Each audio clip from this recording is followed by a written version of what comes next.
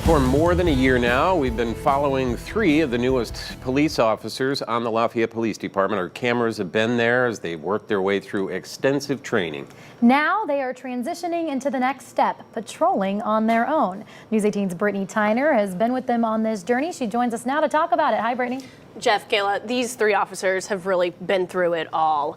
They have been tested physically and mentally as part of the department's training process. We find out if they're ready to put their skills to the test. I am a Lafayette police officer. It's an oath every officer with the Lafayette Police Department takes the day they are sworn in. You solemnly swear. And on March 11th, 2016, these 3 officers took that oath. Just the way I was raised, there's always been a strong emphasis on the idea of kind of giving back to your community, kind of being a man of others. I've always just wanted to help serve people. Since that day, Brian Straw, Samuel Gawalik, and Mason Jones have been training to become police officers. Throughout training, they learn various skill sets, even spending some time at the shooting range. So everything's dynamic and everything's moving, and unfortunately sort of the threats that a lot of times law enforcement has to deal with, and that's what they're training us to do, and we're going to do things just like we work, how we would do it in the streets. Stop resisting! There you go, use your technique. They also learn defensive tactics. We know how difficult it is if we were ever on the ground and our gear is stuck in the mud. We may not have access to it, so it may be completely reliant on our physical abilities, our tactics, our strategies. They worked on how to properly use their stun guns. Taser, taser, taser. And part of the training means feeling the effects. Taser, taser, taser. The longest portion of their training was the time they spent with field training officers. For weeks, they were out on the streets learning what to do in certain situations from veterans in the department. They make sure that I do everything right. If I don't know how to do anything, they teach me how to do it.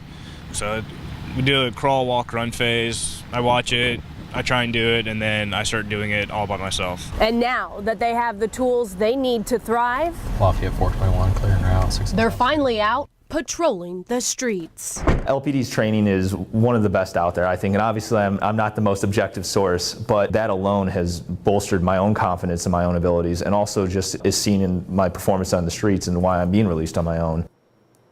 In addition to training with the department, these 3 officers have also attended the police academy. Tomorrow night, we ride along with one of them to see what a typical shift looks like. That's at 6 and 11. Brittany Tyner, News 18. Police officers take an oath to serve and protect their community every day. So what does the typical day look like for these officers? In part 2 of Hitting the Streets, we went out with a newer officer who is now patrolling all on his own. We're actually responding to a shoplifting call. When riding around in Officer Brian Straw's squad car, it would be hard to tell he's new to the streets. I spent a ton of hours studying the city on my own and driving around, just trying to get more familiar. Officer Straw grew up in Illinois and is new to the area. He's one of the newest officers with the Lafayette Police Department. He was sworn in with officers Samuel Gawalik and Mason Jones in March of 2016. Since then, the department has been preparing them for the job. Really, I guess the pressure kind of gets ramped up more internally. One of the biggest things I focus on is making sure I want my fellow officers, my peers, to be able to count on me. And being newly released from the program, I have everything to prove right now. News 18 was with Officer Straw during the beginning of a recent night shift. He says a typical shift begins with roll call. Then we log on into our computers and we're kind of off to the races, and we're at the city's whim. Straw first helped a fellow officer try and serve an arrest warrant. It's our responsibility to make sure we enforce what the courts are demanding. He was then called to a possible burglary at a business. Every door was secure. There's no sign of forced entry or an attempted forced entry. After he was cleared, he noticed something unusual on the city's south side. Hey, so the reason I'm talking to you is I saw you driving your van down the bike path here. After that, it was off to write a citation for a motorcycle that hadn't been moved in 2 months. While this was just a few hours into his 12-hour shift, Straw is the first to say he has to be prepared for anything.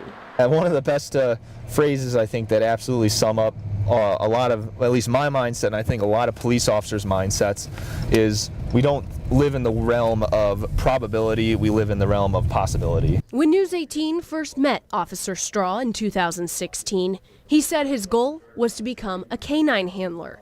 When we asked him what his new goal was once he was out on his own, he had a different answer. My goal is to become the best police officer I can be, the best street cop that I can be. I want to be able to be an officer that eventually one day younger guys can look at and see the same thing that I saw in a lot of my veteran officers, see how I do things and say I want to do it like that, or I want to try and be like that. If you're interested in becoming a Lafayette police officer, we have a link to the application up on our website right now. That's WLFI.com.